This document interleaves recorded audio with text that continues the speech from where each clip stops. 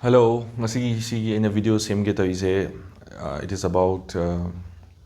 different levels of doctors. Hospital amada, for example, RIMS, JNIMS,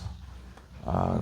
private hospitals ki structure among different way and state service ki district hospital, primary health center, sigunda among structure is different way.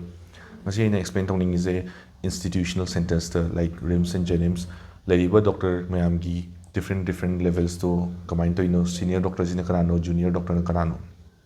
So sigi video se si mangda ina ani ahumrak ngang thoga sem li bahot na re yam complicate oige tawe wari se aduna yam short and sweet oina thammage sigi wase aduga in detail anything hangning bale di comments ta dum hangbira o mi myam na hangba wa oirgadi next video da amuk explain taroke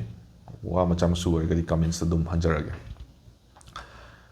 So hospital ama chatpa kanda anabam na chatpa kanda thengnagadaba doctor se kana oiramba yai kari level kari stage oiramba yai adu understand tawnaba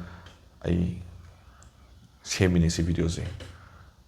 koina sum cinema gumada di police gumba di dong cinema gi wari gumba dum khangbanina constable na kaino sub inspector na kaino inspector na kaino DSP SP DIG IG tum mi amana si ideas lay but hospital gi structures di layam doi mande ai wakanda aduna tawge aduna same si video se. So MBBS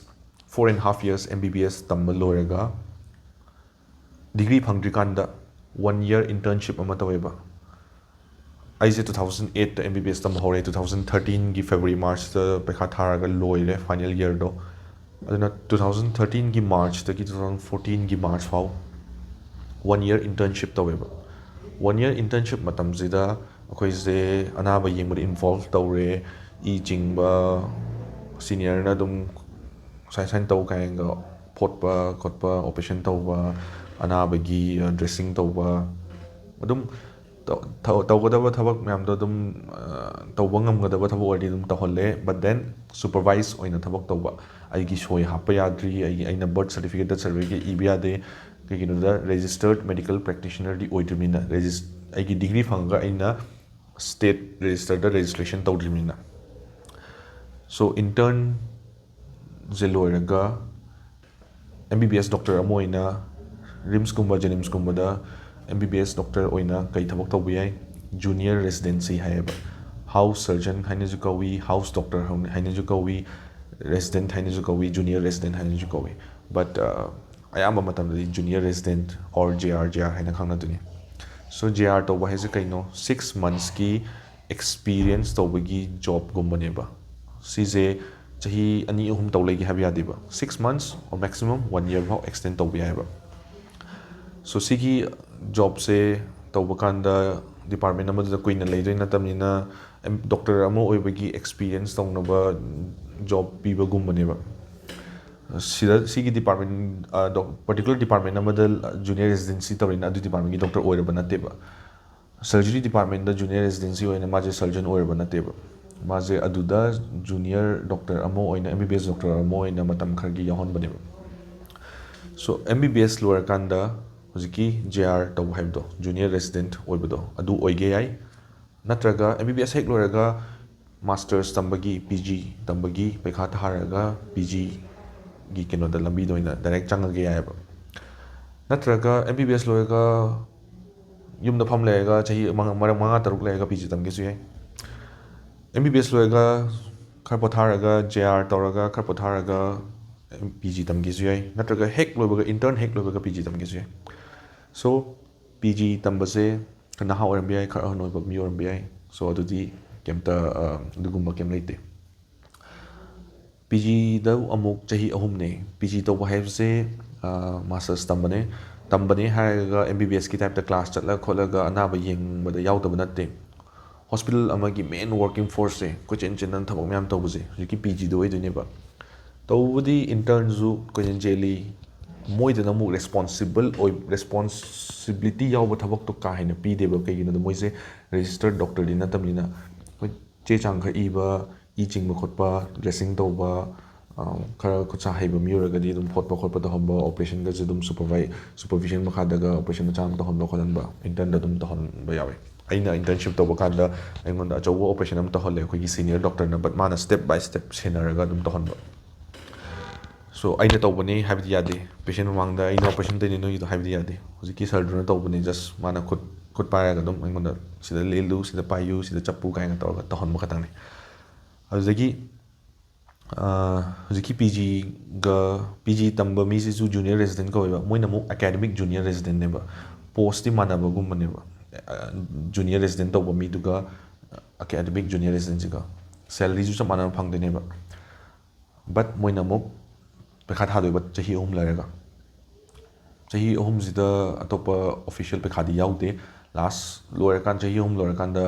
final exam da theory pekha kharga practical pekha kharga tawraga degree do phang de ne ba pass tawraga di so sigi 3 years sida moje dum thabak tawde ne ba requirement dugi matung inna department da thabak yam lay thabak yam tawre thabak yam dre thabak tawtre aduga junior resident doctor gaina experience king haktang laksabani na kitang hena moida lenient oye ba haili yam ka haina moidi taksan deba but huziki PG tamiba moidi kharlega degree phangdine khotene na moidi thabak se kitang overburden tawbi be type ta dum khar tawbi yawe which is accepted mi khudimak adumaina tawri ine senior doctor oy myam sisu adudagidi PG loire mi je masters phange for example masters in surgery degree je phange next kai step no moise adu lore na masagi practice tawjage yare surgeon amoina moise surgeon ne habi yare RIMS JNIMS gumada join tawragadi moise kai oina join tawgani senior resident doctor oina join tawgani ba so moise senior resident doctor oina join tawbose still moise resident haba ward ta yarmina moise dum moise engineer khotana police inspector gum hairone thabak lo yengjandana khochandana case ka je maina paidana adumain tawdineba aduna senior residency normally 3 years gumba ohen bane ideally but kuina tawba mi julei makha taba post to hangdre phangdre promotion gi kino do lambi do utri khotri hagadi senior resident ki post adum kuina tawba julei but senior resident haise PG lorba mi kini adugidi mathang di adulorega faculty group tong lani faculty or consultant group or senior doctor gi group tong lani ba senior resident ki mathang je du moi gi post ina kai kawi hojiki faculty group ki junior most na assistant professor chahi khar lega associate professor chahi khar lega professor adagi head of department ka oibazina hojiki department da senior most oiba mi duna head of department oirani but sigum baje am fix oiba leite senior most na oidra kanda junior mathangi junior na oiba yawi senior most na yam senior oiga di magi jahi ma cross taw khotpa leiga di but some na just for understanding ngasi gi oina di what is a sman haigi senior most tuna head of department oirani maje usually professor gum oirani professor oiba mi yaudra di associate professor oiga zu head of department na dum oibi oirani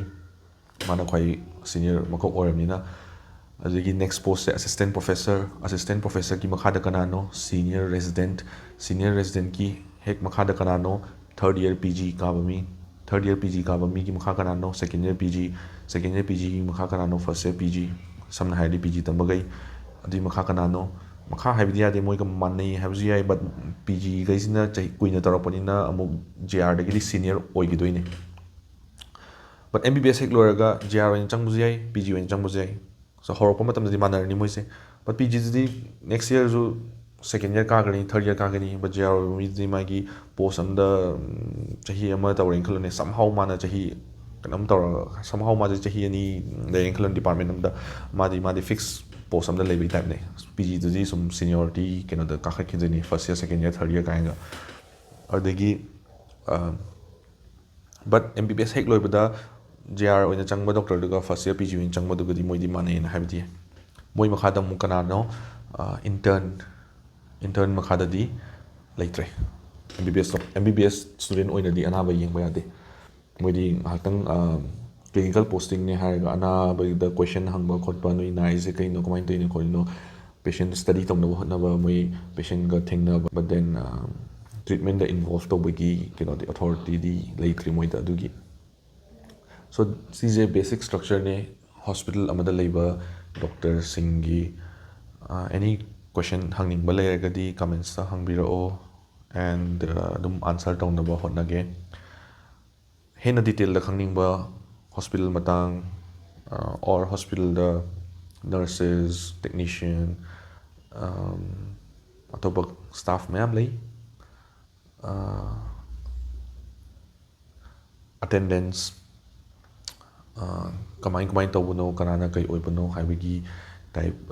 detail ꯈꯪꯅꯤꯡꯕ ꯂꯩꯔꯒꯗꯤ ꯍꯪꯕꯤꯔꯛꯑꯣ ꯑꯩꯒꯤ ꯅꯣꯂꯦꯖꯇ ꯂꯩꯕ ꯄꯣꯠ ꯑꯣꯏꯔꯒꯗꯤ ꯑꯗꯨꯝ video ꯑꯃꯗꯔ ꯅꯠꯇ꯭ꯔꯒ ꯀꯃꯦꯟꯒꯤ ꯑꯟꯁꯔꯗ ꯑꯗꯨꯝ ꯄꯤꯅꯕ ꯍꯣꯠꯅꯒꯦ